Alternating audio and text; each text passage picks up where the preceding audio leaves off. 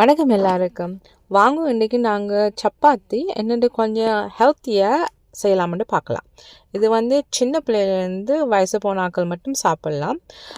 Especially உங்களுக்கு diabetes cholesterols கொஞ்சம் ஹையாக இருந்தால் இது ஒரு பர்ஃபெக்ட் ஆப்ஷன் உங்கள்கிட்ட டயட்டில் இன்க்ளூட் பண்ணுறதுக்கு. வாங்க இப்படி செய்யலாம்னு பார்க்கலாம்.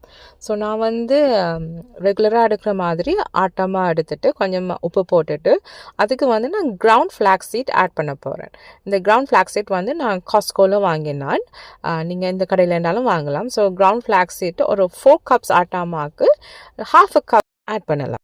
ஃப்ளாக்ஸ் சீட்டை தமிழில் ஆளி விதைன்னு சொல்லுவாங்க. இது ஒரு super food actually, because so much nutrients இருக்குது. இதில் ப்ரோட்டீன் இருக்குது, ஃபைபர் இருக்குது, ஒமேகா 3 ஃபேரி ஆசிட் இருக்குது, அண்ட் ஆல்சோ ஆன்டி இருக்குது.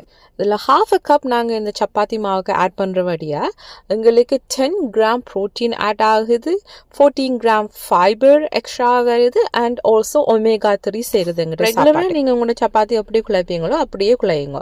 நான் யூஸ்வலாக ஒரு மெதுவான சுடு தண்ணி போட்டு குழைக்கிறேன். நான் சில ஆக்கள் கொஞ்சம் ஆயில் விட்டு செய்கிறேன். நீங்கள் ஸோ எப்படி செய்கிறீங்களோ நீங்கள் செய்துட்டு சப்பாத்தி பதம் மட்டும் நல்லா குழைச்சிட்டு ஒரு 20-30 மினிட்ஸ் ரெஸ்ட் பண்ண விடுங்க. அந்த சப்பாத்திமா நீங்கள் ஃப்ளாக்ஸ் சீட் ஆட் பண்ணிங்கன்னு ஒரு சேஞ்சஸுமே இல்லை, அந்த டெக்ஸ்சர் கன்சிஸ்டன்சி இல்லை. அப்படி ஒரு ரெகுலர் சப்பாத்தி மா செய்தால் சாஃப்டாக வருமோ அதே மாதிரி தான் குழைச்சி வந்திருக்கு. ஸோ நீங்கள் குழைச்சி எடுத்த அப்புறம் சின்ன சின்ன பாலாக பிடிச்சி வச்சுட்டு உங்களோட சைஸுக்கு ஏற்ற மாதிரி ரோல் பண்ணிவிட்டு நீங்கள் ஏதாவது ஸ்டஃபிங் வைக்கிறேன்டா வச்சுட்டு ஏர் ஃப்ரைலேயும் வைக்கலாம், இல்லாட்டி பேன்லேயும் போட்டு ஃப்ரை பண்ணலாம். நான் பன்னீர் பொட்டேட்டோ ஸ்டஃபிங் செய்து வச்சுக்கிறேன். ஸோ அதை உள்ளுக்கு போட்டுட்டு ஏர் ஃப்ரைலேயும் போட்டு எடுக்கிறேன், நான் பேன்லேயும் ஃப்ரை பண்ணி எடுக்கிறேன்.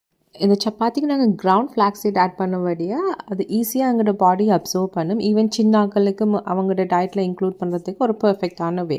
இந்த சப்பாத்தியை நீங்கள் ஆட்டாமா மட்டும் வச்சு செய்தீங்கன்னா என்ன நடக்குதுன்னா, அந்த ஆட்டாமாலேருந்து வார அந்த நேச்சுரல் சுகர் உங்களோட பிளட் சுகரை வேகமாக அதிகரிக்கும். இதே நீங்கள் இந்த ஃப்ளாக்ஸ் சீட்டை ஆட் பண்ணும்போது அதுலேருந்து வர எக்ஸ்ட்ரா ப்ரோட்டீன் எக்ஸ்ட்ரா ஃபைபர் என்ன செய்யும், ஆட்டாமாலேருந்து வர சுகரை உங்களோட பிளட்டுக்கு கொண்டு போக டிலே ஆகுது. ரைட்? அப்போ டிலே ஆகும்போது உங்களோட பிளட் சுகர் டக்குன்ட்டு ஸ்பைக் ஆகாது. அதுதான் இந்த ப்ரோட்டீன் ஃபைபர் நாங்கள் சேர்க்குறதால வார நன்மை எங்களோட பிளட் சுகர். நான் எக்ஸ்ட்ரா நியூட்ரிஷனுக்கு பன்னீர் ஸ்டஃபிங் செய்தேன், பன்னீர் பொட்டேட்டோ ஸ்டஃபிங் செய்தேன். ஸோ அது சின்ன பிள்ளைகளுக்கும் சரி பெரியாக்களும் சரி வெரி நியூட்ரிஷியஸ் அண்ட் ஆல்சோ உங்களோட பிளட் சுகர் அப்சர்ப்ஷனை டிலே ஆகும். ரைட்? அந்த ரெசிபி வேணுமெண்டா கமெண்ட் பண்ணுங்க, நான் கரெக்டாக அப்லோட் பண்ணுறேன். இந்த சப்பாத்தி எப்படி ஒரு ரெகுலர் சப்பாத்தி செய்தால் டேஸ்ட் ஆகுமோ அப்படி தான் டேஸ்ட் பண்ணுது. சின்னாக்கள் எல்லாம் நல்லா விரும்பி சாப்பிட்டவ. நீங்களும் ட்ரை பண்ணி பாருங்க. சின்ன சின்ன ஹெல்த் டிப்ஸ் வேணுமெண்டா கட்டாயம் என்ற பேஜை ஃபாலோ பண்ணுங்க.